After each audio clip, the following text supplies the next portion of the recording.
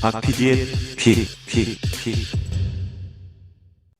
올 1분기 코스닥 지수 상승률이요 24.8%입니다. 오호. 근데 놀랍게도 세계 주요국 58개 지수 중 1등이더라고요. 같은 기간 코스피가 10.7%였는데 코스피마저도 2배가 넘게 압도당했고요. 나스닥이 17.4, 대만이 12.2, 니케이가 7.5, 홍콩의 항생이 3.9. 너무나 큰 차이 아닙니까? 그러니까요. 어제도 마찬가지입니다. 전 거래일보다 5.66포인트가 올라서 909.5로 장을 마쳤는데 종가 기준으로 작년 5월 4일 이후 11개월 만에 900선을 넘어섰고요. 상승세도 계속 이어갔습니다. 지난해 말과 비교하면 33.8%가 급등한 거죠. 코스피 역시 0.17 올라서 지난 7일부터 7거래일째 오름세입니다. 그렇군요. 아니, 그런데 이렇게 코스닥이 엄청나게 올라가고 있는데 경고등이 켜졌다면서요. 단기 급등을 하고 있는데 신용융자 잔고도 덩달아 커지고 있다는 거예요. 아이고, 금투협에 따르면 코스닥 신용융자 잔고가 지난 11일 10조 원을 넘어섰고 이후 13일 기준으로 10조 1422억. 같은 날 코스닥 시가총액 대비 5배가 큰 코스피의 신용융가 잔고가 9조 4,510억이었단 말이죠. 덩치가 5배나 더 큰 코스피보다 코스닥이 신용융자 잔고가 더 크다. 이거 참 이상하죠? 아이고, 이거 한마디로 비투했다는 얘기 아니에요? 맞습니다. 그리고 닭이랑 피를 합쳐보니까 비투 규모가 20조 원입니다. 와하. 어마어마한 빚입니다. 그러니까요. 올해 개미의 코스닥 누적 순매수 규모 4조 7천억인데 같은 기간 신용융자 증가액이 2조 4천억입니다. 순매수 대금의 절반이 빚이라는 거죠. 2020년과 21년 코스닥 개미 순매수 규모가 각각 16조 3천억, 10조 9천억이었지만 신용융자 증가액은 4조 4천억, 1조 4천억에 불과했던 것과 너무나 대비가 되죠. 그렇군요. 아니, 이러면 이 코스닥이 또 흔들리게 되면 엄청난 문제를 일으키지 않을까요? 그렇죠. 지금처럼 오르기만 하면 빚을 내도 큰 문제는 없을 것 같아요. 하지만 떨어질 때 난리가 난다는 겁니다. 빚투가 아니라면 주가가 떨어져도 어차피 내 돈으로 샀기 때문에 버티면 돼요. 하지만 빚을 낸 투자는 버틸 수조차 없죠.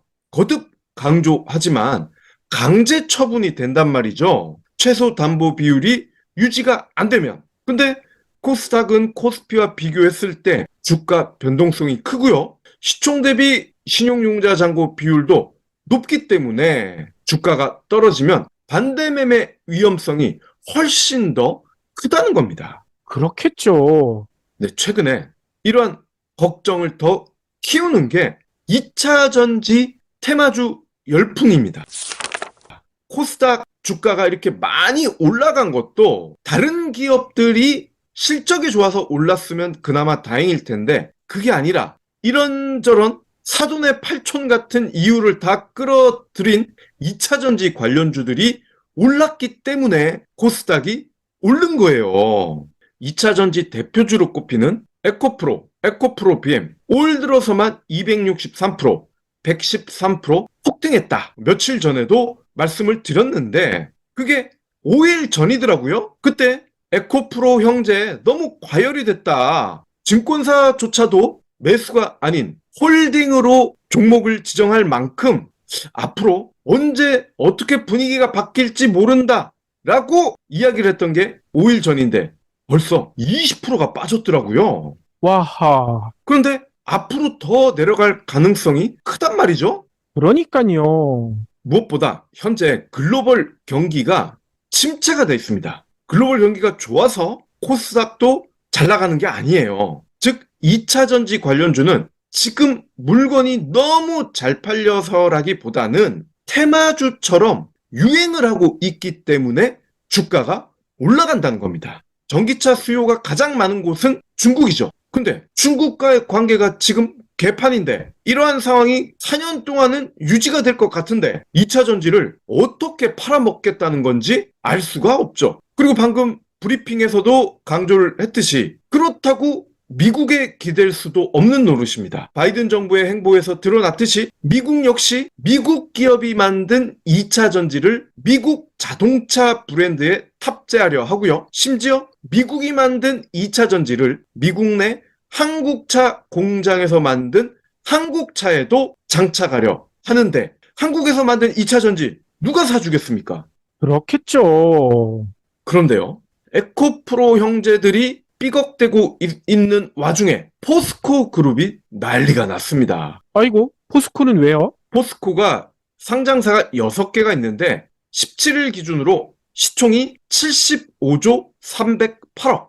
지난해 말 그러니까 12월 29일까지 41조 5,900억이었단 말이죠. 그러니까 석 달이 조금 넘는 기간 사이에 무려 33조 4,300억이 불었습니다. 계열사별로는 양극재, 음극재와 같은 2차 전지 소재를 생산하는 포스코 퓨처엠 올 들어서만 113%가 올랐어요. 올 들어 40조 원 규모의 양극재 공급 계약, 미국 인플레이션 감축법의 세액 공제 혜택, 이런 호재가 잇따르고 있기 때문인데 글쎄요. IRA 세액 공제 혜택 이거 언제까지 갈까요? 그리고 또 다른 상장사가 포스코 엠텍, 포스코 스틸리온이 있는데 엠텍은 알루미늄 탈산 제조 업체고요. 스틸리온은 강판을 주로 만드는 곳입니다. 그런데도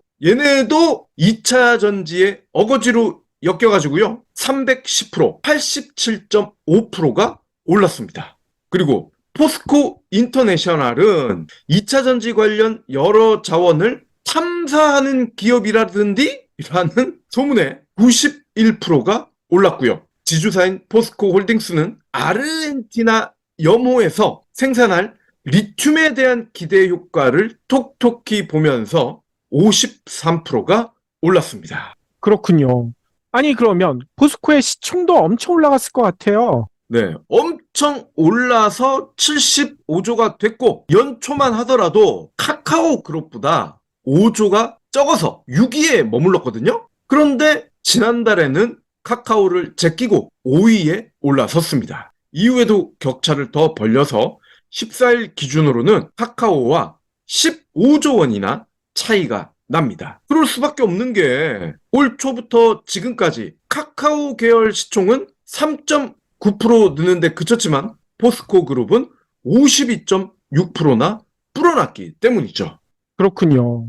아니, 그러면 포스코 주식은 주로 누가 산 건가요? 기관이 투자했나요? 개미들이 샀다는 겁니다. 대다수 영양제 브랜드는 하나의 제조업체에 모든 품목의 생산을 맡깁니다. 비용을 줄일 수 있거든요. 국내만 해도 수백 개의 외주 제조사들이 있습니다. 그런데 업체들마다 잘 만드는 품목은 다릅니다. 비타민에 특화된 업체, 오메가3의 강점이 있는 업체는 다 달라요. 그래서 브리오는 각 품목을 가장 잘 만들 수 있는 업체에 일일이 접촉해서 생산합니다. 브리오 품목 수는 현재 14개지만 거래하는 제조사는 7곳이나 되는 이유죠. 다만 이런 과정을 거치면서 원가가 다소 높아져 소비자가도 덩달아 높은 편이긴 합니다. 하지만 똑똑한 소비자들은 금방 알죠. 처음 보는 브랜드지만 먹어보니 괜찮네 하시거든요. 그래서 재구매율이 높답니다. 브리오 비타민, 오메가3, 루테인을 포함한 14개 제품은 브리오 공식 쇼핑몰에서 만날 수 있습니다. 네이버나 카카오에서 브리오를 검색하세요.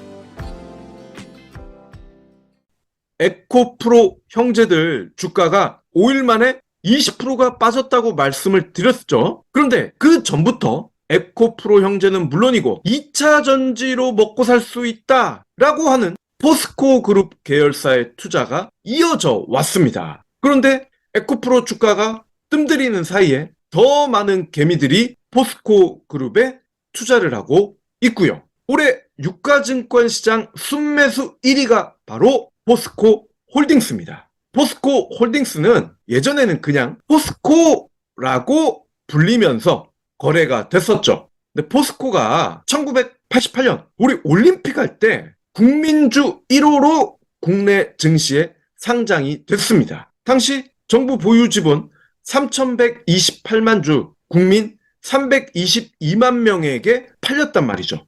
이때 가격이 15,000원. 철강사업 경쟁력이 높아지면서 포스코 주가가요, 2017년에는 무려 76만 5천원을 찍습니다. 와하. 공모가의 50배죠. 그런데 그 이후로 내리막길이 시작됩니다. 조선, 자동차, 산업이 거꾸로졌죠. 중국은 따라오죠. 2020년에는 고점 대비 5분의 1 수준인 13만 원대까지 떨어졌습니다. 그런데 2010년께 2차 전지 사업을 시작했어요. 당시 포스코 케미칼, 현재 포스코 퓨처엠은 2010년에 LS 엠트론으로부터 음극재 사업부인 카보닉스를 65억에 사면서 배터리 소재 사업을 시작했습니다. 2019년에는 양극재 사업도 같이 시작했고요. 배터리 소재의 수직 계열화, 현재는 신의 한 수로 평가를 받고 있게 되는 거죠. 포스코 그룹은 현재 아르헨티나와 호주에서 리튬을, 뉴칼레도니아, 호주, 인도네시아에서는 니켈을 조달해서 양극재와 음극재를 생산하고 있습니다. 이들 소재는 LG엔솔, 삼성 SDI와 같은 배터리 셀 업체에 판매되고 있고요.